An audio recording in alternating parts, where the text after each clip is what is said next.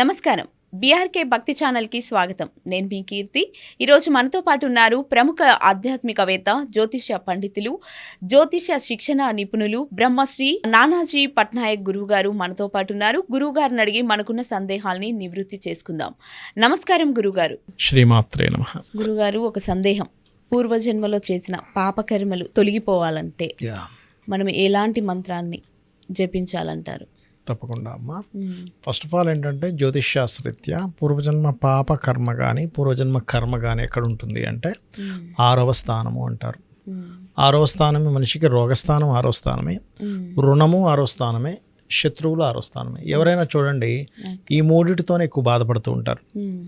రోగం, అమ్మా నాకు ఈ రోగం తగ్గితే బాగుంది అనిపిస్తుంది, అంతే కదా. శత్రుత్వాలు, ఎక్కడ చూసినా శత్రువులు ఉంటే ఆ శత్రువులు లేకపోతే బాగుంది అనిపిస్తుంది. రుణము, ఎక్కువ బాధపడేది దేని గురించి? రుణం. ఇవి ఈ మూడు కాక ఇంకేదని చెప్పండి, ఈ మూడే మనిషికి. అందుకే మనిషి, ఈ జీవి ఎవరైనా సరే ఈ మూడుటి ద్వారానే ఆ జీవుడు పూర్వజన్మ కర్మను అనుభవిస్తూ ఉంటాడు. అందుకే 12 లగ్నాల వారికి 6వ స్థానంలో ఏ గ్రహం ఉందో దానికి సంబంధించిన దానం ఇవ్వాలి. ఏ గ్రహము లేదు, కనీసం 6వ అధిపతికి ఇవ్వాలి. అంటే ఒక మంత్రం చేసుకోవాలి, 6వ అధిపతికి దానం ఇవ్వాలి. అంటే ఎలా అంటే ఇప్పుడు మేషం వారు ఉన్నారు అనుకోండి, మేషలగ్నం వాళ్ళు ఎక్కువ సూర్యుడిని ఆరాధించాలి. పూర్వజన్మ కర్మలు తగ్గుతాయి దానివల్ల. ఓం సూర్యాయ నమః చేస్తూ పెసలు దానంగా ఇస్తుండాలి. లేదా మేషం నుంచి 6వ స్థానం కన్యారాశిలో ఉండే గ్రహాలు ఏమైనా ఉన్నాయి, లేదా కన్యారాశిలో ఉండే బుధుడు ఏదైనా గ్రహంతో కలిసాడు, ఆ గ్రహానికి సంబంధించిన దానం ఇవ్వాలి. ఇప్పుడు వృషభ రాశి వారు అనుకోండి, ఓం నమో నారాయణాయ పూర్వజన్మ కర్మలను తగ్గిస్తుంది. అదేవిధంగా వీళ్ళు శనగలు ఎక్కువగా దానంగా ఇస్తూ ఉండాలి. లేదా శుక్రరాశుల్లో అంటే వృషభం నుంచి తులారాశిలో ఉండే గ్రహానికి ఏదైనా దానం ఇవ్వచ్చు. లేదా మీనంలో ఉండేటువంటి గ్రహాలకైనా దానం ఇవ్వచ్చు. బట్ శనగలు మాత్రం కంపల్సరీగా ఇవ్వాలి. ఇక మిథునం వారు కనుక చూసుకున్నట్లయితే వీరు ఎక్కువ శ్రీమాత్రే నమః చేసుకుంటే ఖచ్చితంగా వీరికి ప్రాబ్లం తగ్గుతుంది. అయితే వీళ్ళకి పూర్వజన్మ కర్మ గొడవల వల్ల వస్తుంది. గొడవలు, అన్నదమ్ములు, వీటి వల్ల వస్తూ ఉంటుంది. కాబట్టి ఈ గొడవలకు సంబంధించినటువంటి విషయంలో కాస్త జాగ్రత్తగా ఉండాలి, గుర్తుపెట్టుకోండి మిథునం వారు. అలాగే కర్కాటకం వారు కనుక చూసుకున్నట్లయితే పర్టికులర్గా వీళ్ళకి వేటి వల్ల వస్తుంది అసలు చూసుకున్నట్లయితే, వీళ్ళు మిస్కాలిక్యులేషన్తో లగ్జరీ అనుభవించడం వల్ల కానీ, గృహం కట్టుకోవడం వల్ల కానీ, ఇట్లాంటి వాటి వల్ల వస్తుంటుంది. వీళ్ళకి శుక్రుడు బాగుంటే మళ్ళీ ఆ ప్రాబ్లం రాదు. కాకపోతే వీళ్ళు ఎక్కువగా బొబ్బర్లు దానంగా ఇవ్వడము, ఓం స్కందాయ నమః అనే మంత్రం వీళ్ళకి పూర్వజన్మ కర్మలను తగ్గిస్తుంది. అది ఎందుకంటే వీళ్ళకి మంత్రస్థానం అవుతుంది, అది పంచమ స్థానం అనేది. అదేవిధంగా సింహం వారికి కనుక చూసుకున్నట్లయితే సింహం వారికి పర్టికులర్గా నువ్వులు దానంగా ఇస్తుండాలి. నువ్వులు అండ్ పెసలు దానంగా ఇస్తూ ఉండాలి. దత్తాత్రేయుడిని అంటే జయ గురుదత్త, శ్రీ గురుదత్త అనే నామస్మరణ మంచి ఫలితాలు ఇస్తుంది. అదేవిధంగా కన్యావారు అనుకోండి అమ్మ, కన్యావారికి ఏంటంటే నువ్వులు, వీళ్ళు కూడా నువ్వులే ఇవ్వాలి. కాకపోతే వెంకటేశ్వర స్వామిని ఓం నమో వెంకటేశాయ మంత్రం అద్భుతంగా పనిచేస్తుంది, పూర్వజన్మ కర్మలను తగ్గిస్తుంది. ఇక తులాలగ్నం లేదా తులారాశి వారు ఎక్కువగా కాళికా అమ్మవారిని ఎక్కువ ఆరాధించాలి. దత్తాత్రేయుడిని దిగంబర శ్రీపాదవల్లభ దిగంబర అనే నామము, లేదా ఓం నమో అంటే ఓం కాళికాదేవి అయి నమః, ఓం కాలభైరవాయ నమః. శనగలు దానంగా ఇస్తుండాలి వీరు ఎక్కువగా. ఓకే, శనగలు అండ్ అలాగే తులవారు గోధుమలు దానంగా ఇస్తే కూడా మంచిది, తొందరగా వీళ్ళకి పూర్వజన్మ కర్మలు తగ్గుతాయి.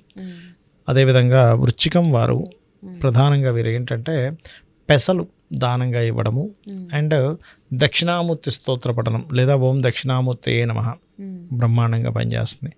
ఇక మేషం వారు కనుక చూసుకున్నట్లయితే వీరు ఎక్కువగా లక్ష్మీ నరసింహస్వామిని ఓం లక్ష్మీ నరసింహస్వామి అయి నమః అని చేసుకుంటూ బొబ్బర్లు దానంగా ఇస్తే పూర్వజన్మ కర్మ. ఎందుకంటే వీళ్ళకి మీరు ఎవరైనా ధనుర్లగ్నం వాళ్ళకి తీసుకోండి, వీళ్ళు ఎక్కువగా ఈ యొక్క వివాహం తర్వాత లేదా వివాహం మూలంగా ఎక్కువ స్ట్రెస్ వీళ్ళు లైఫ్లో పడతారు.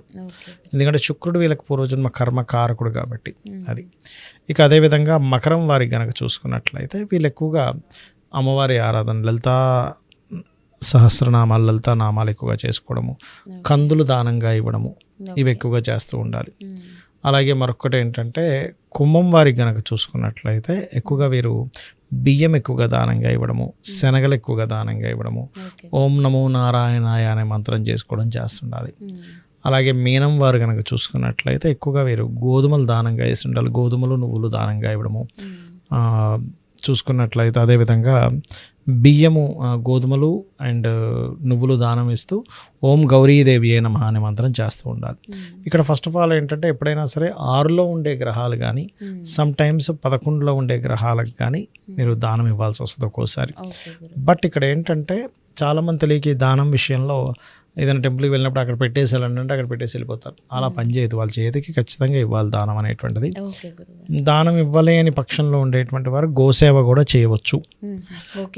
అట్లా గోసేవ కూడా మాకు సరిగ్గా గోవులు లేవండి, దానం తీసుకునే వాళ్ళు లేరండి అన్నప్పుడు ఆ గ్రహాలకి దీపారాధన చేయొచ్చు.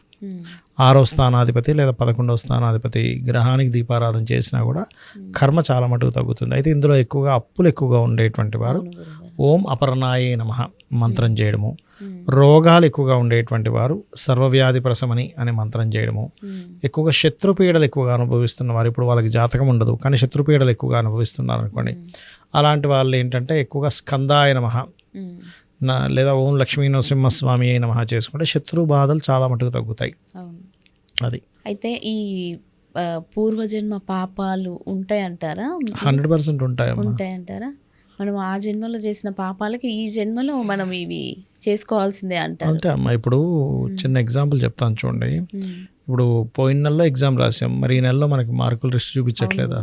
పోయిన నెలలోనే వెంటనే నాకు రిజల్ట్ రావాలంటే రాదు కదా.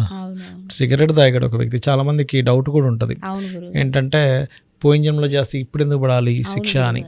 ఇప్పుడు ఒక వ్యక్తి సిగరెట్ కాల్చాడమ్మా, సిగరెట్ పెట్టి మీద కూడా ఉంటుంది ఏమని, smoking is causing to cancer అని ఉంటుంది కదా. మరి తాగిన వెంటనే ఒక సిగరెట్ తాగిన వెంటనే టెస్ట్ చేస్తే ఏం కనబడదు. ఏది మీరు అబద్ధం రాశారంటే smoking it is injurious to cancer వస్తుందని రాశారు, ఇంజూరియస్ టు హెల్త్ అని రాశారు. తప్పంటే అట్లా ఆయన ఒక 10 సంవత్సరాలు 5 సంవత్సరాలు కంటిన్యూస్గా కాలిస్తే అప్పుడు డిటెక్ట్ అవుతుంది ఏదైనా లోపల క్యాన్సర్ లాంటిది రావడం, లంగ్స్ పాడవడం. అట్లా ఒక్కసారికి రాదు కదా. అట్లాగే వీళ్ళ పాపాలన్నీ పండి పండి పండి ఒక దగ్గర ఫలితం వస్తుంది. అంటే అదే జన్మలో కాకుండా వచ్చే జన్మలో, అంటే ఇది ఆఖరి జన్మ అయితే అదే జన్మలో అనుభవిస్తాడు మనిషి. ఇంకా జన్మ లేదనుకోండి, నెక్స్ట్ జన్మే లేదు ఆ వ్యక్తికి, అప్పుడు ఈ జన్మలో అనుభవిస్తాడు. కొన్ని మాత్రం నెక్స్ట్ జన్మలకు ఆ వెంటనే జన్మలో అనుభవించాలని రూల్ లేదు. ఒక 10 జన్మల తర్వాత అనుభవించవచ్చు. అది కానీ కర్మ మాత్రం కర్మే. అవును. అది ఓకే, చాలా చక్కటి విషయాన్ని వివరించారు. ధన్యవాదాలు గురుగారు. శ్రీమాత్రే నమః.